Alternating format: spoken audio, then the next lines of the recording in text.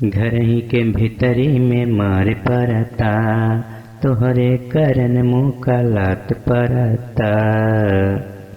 घर ही के भीतरी में मार परता, तोहरे करन मुकालात परता। लागता केहू बतैले बा घरवा, यही से माई मरले बा। मिले नया आइब सुना हो यारऊ, माई कसमिया धैले बा। मिले नया आइब सुना हो यारऊ, माई कसमिया धैले बा। तो दोस्तों नमस्कार, आप सभी मित्रों का आपके अपने इस YouTube चैनल में स्वागत है। तो दोस्तों आज मैं आप सभी के लिए एक बहुत हार्ड गाना लेकर आया हूँ जो कि बहुत बेहतरीन है। बिल्कुल नया मैटर है, नई म्यूजिक इस पर बनेगी। जिस भाई को गाना हो गा सकते हैं। और इसमें क्या है कि आपको नाम देना है राइटर का, जितेंद्र निगम करके, और इसको आप गा सकते हैं। अभी मैं इसका धुन बताऊंगा। पूरा फुल गाना है 2 अंतरे का दोस्तों। और अभी तक आपने इस चैनल को सब्सक्राइब नहीं किया है तो कृपया कर लीजिए, क्योंकि इस पर बहुत अच्छे गीत हमेशा पढ़ते रहते हैं।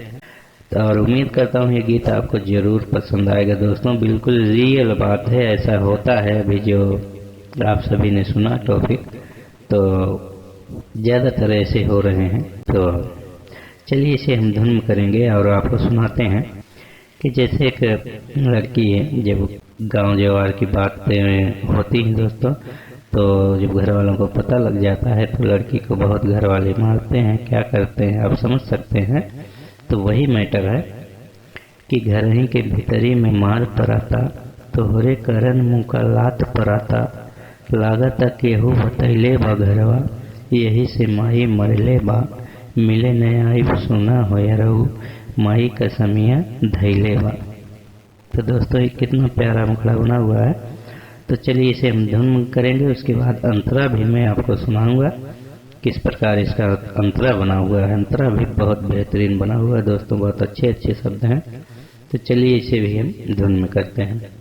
घर ही के भीतरी में मार पराता, तोहरे करन मुकालात पराता। लड़की कहती फोन पे दोस्तों कि घर ही के भीतरी में मार पराता, तोहरे करन मुकालात पराता। लागता केहू बतैले बा घरवा, यही से माई मरले बा। मिले नया आइब सुना हो यारऊ, माई कसमिया धैले बा। मिले नया आइब सुना हो यारऊ, माई कसमिया धैले बा।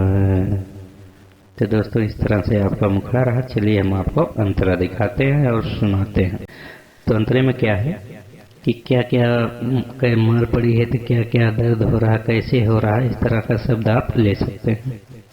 कि दुखे लदहिया लागे बुखार बा, अखिया के अगवा लौके अनहार बा। जोड़े जोड़े देखी लाते मुँह का मरले बा। मिले नया आइब सुना हो यारऊ, माई कसमिया धैले बा। तो दोस्तों बहुत छोटे से शब्द में इस अंतरे को हमने तैयार किया हुआ है, ताकि बहुत इजी सा गीत है। कोई भी नया सिंगर हो गा सकता है, चाहे पहली बार वाले हो या दूसरी बार वाले हो तो गा सकते हैं।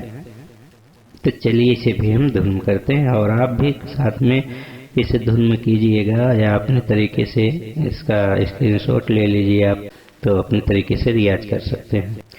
दुखे लदहिया लागे बुखार बा, अखिया के अगवा लौके अनहार बा। बड़ी मार मरले बा हो माई।